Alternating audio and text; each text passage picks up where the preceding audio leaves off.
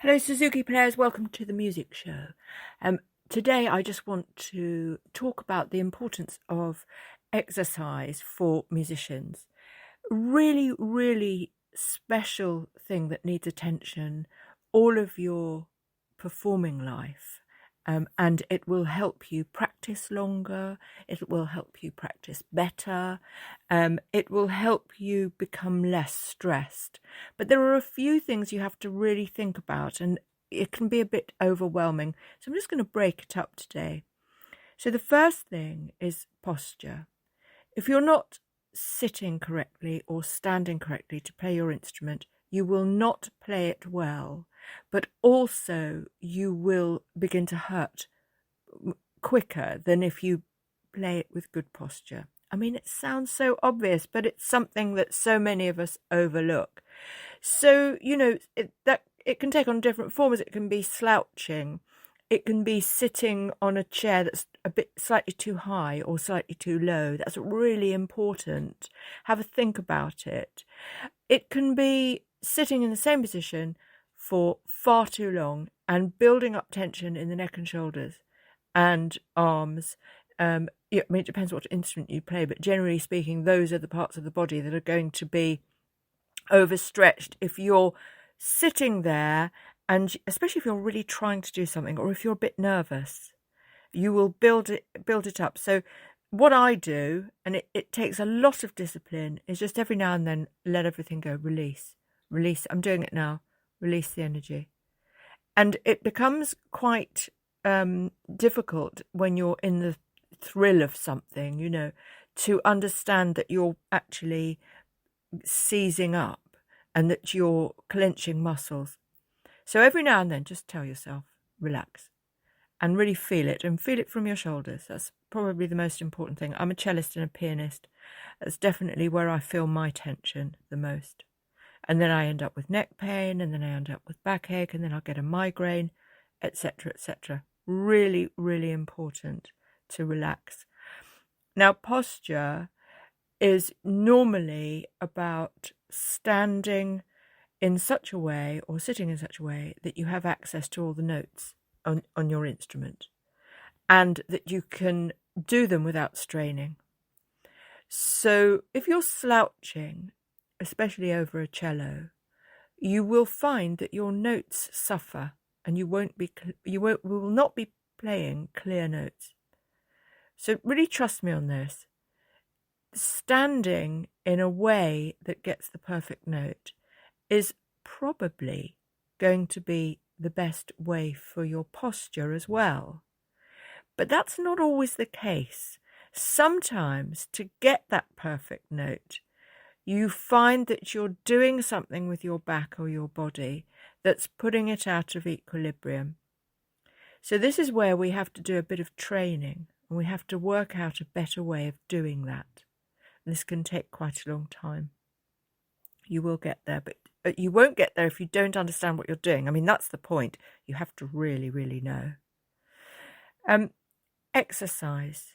Small isometric exercises with stretching. I'd suggest some bar work.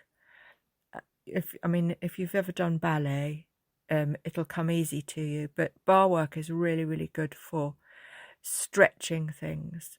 And a lot of it's about the legs, but don't overlook the legs, because if you start improving your legs and strengthening the muscles, you will find that you walk straighter, you walk taller, you sit taller and straighter.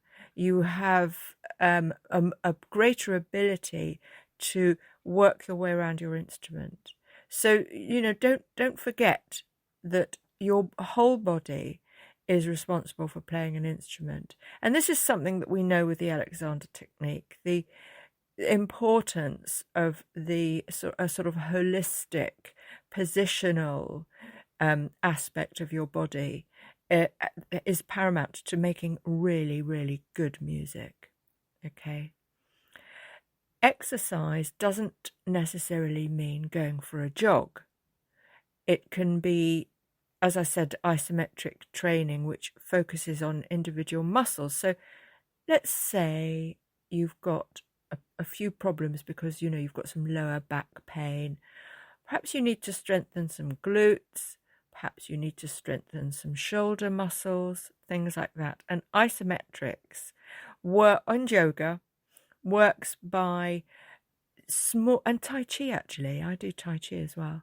Smaller movements. You don't, you know, and when I say small movements, I'm not suggesting for a moment that they're so tiny that they're irrelevant. They're actually really important movements. And lots of studies have proven that doing a 20-minute aerobics class has no more benefit than doing a 20-minute isometric or bar work or Tai Chi or Pilates.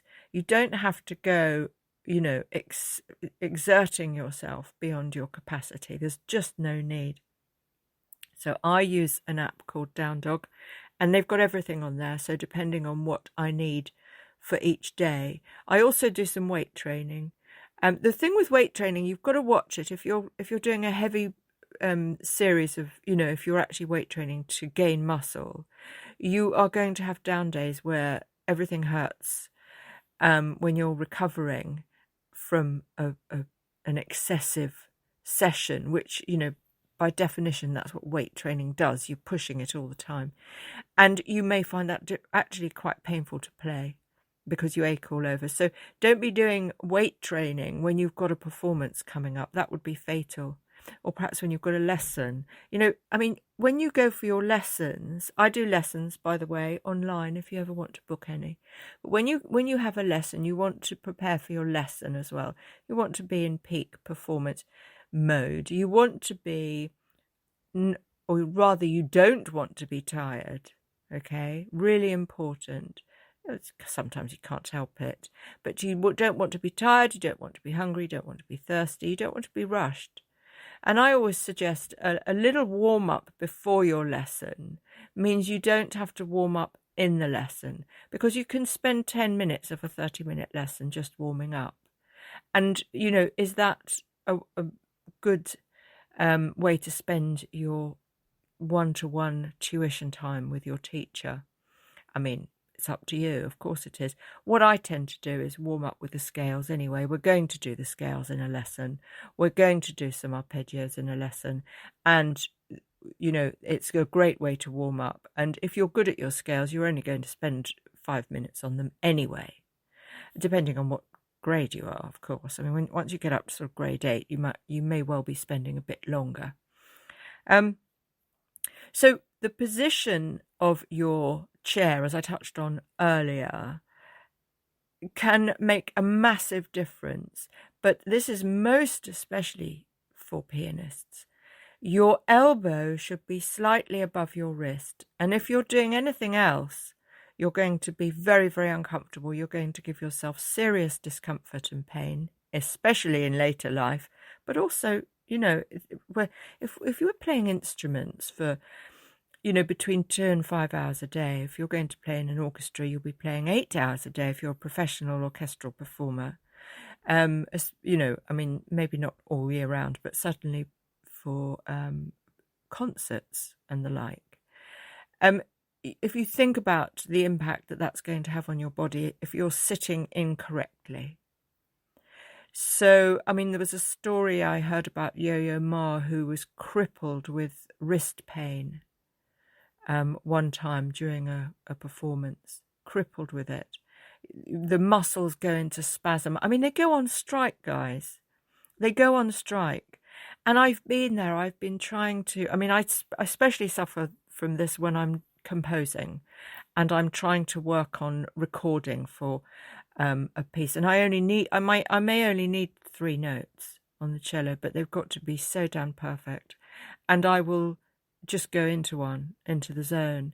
And because I'm very much paying attention to the detail, every single touch of the bow on the string matters to me, and I'll become really obsessive. And then I'll find that for 1 hour I've been doing 3 notes. Now this is really bad. If you're doing notes all over the cello, up and down all the different positions, what have you, it's not going to be as bad, because you're not doing this sort of very repetitive small motion. This is where RSI can set in, and you have to be really careful about that.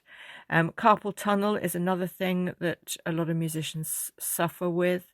It's the carpal tunnel goes from the forearm down to the hand, and for various reasons you can have problems with that. I mean, sometimes I get a bit of carpal tunnel from cycling, interestingly enough.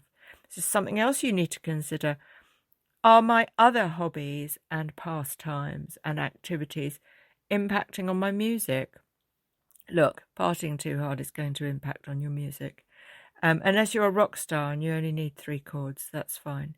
But, if you want to think holistically about yourself as a musician, if you're a professional musician, if you're like myself, who creates music every day for film, and I record myself every day, you've got to be in tip-top condition.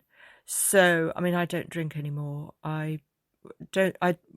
Before I was a professional musician in the capacity that I am now, I did drink, and I didn't have a career in music because, that sort of lifestyle does affect your resolve, apart from it affecting your physical capacity to make beautiful sounds. It affects your resolve to do it. It affects your mood. Do you see? But I'm not saying don't drink at all. I'm not like that. But there are other things that can impact. So, perhaps you're doing some extreme sports somewhere. I mean, if you break your arm doing, on your cross, what do they call it? Motorbike stuff. Sorry, no idea what they call all that. You're going to really impact your music. So treat the parts of your body that you need to play your instrument with huge respect. Don't wear them out. Don't abuse them. I mean, I always think about my hands. Always, subconsciously, continually thinking about my hands and my ears. I don't really bother about my eyes, because if I went blind, it wouldn't really matter in the same way as if I went deaf. Although I believe because the cello is right next to my ear, it wouldn't be unsurmountable necessarily, but I'd be very upset about it. I mean, I'd be very upset if I was suddenly blinded. Of course I would. However, there are things that you need on a sort of pyramid of importance for playing your instrument. So just be aware of them, think about them. I'll be doing lots more broadcasts about this, because my whole ethos for the Suzuki School now is the detail.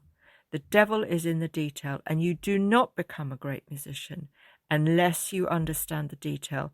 And that's why I'm pinpointing the tiniest things that I've learned after 61 years that are really, really important for us to do whatever aspect of music we want, whether that's performing or if that's composing, such as myself, or, if you're making music for reels, whatever it is you're doing, to know your stuff, to know your business, to be better than anybody else, and to be unique, you are going to need to know your stuff.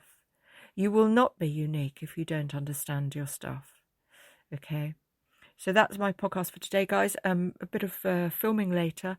Lots of things coming up. We've sort of got all the TV shows up and running now, so we can focus this week on really getting the Suzuki School up and running. So really excited about that. So catch you later, guys.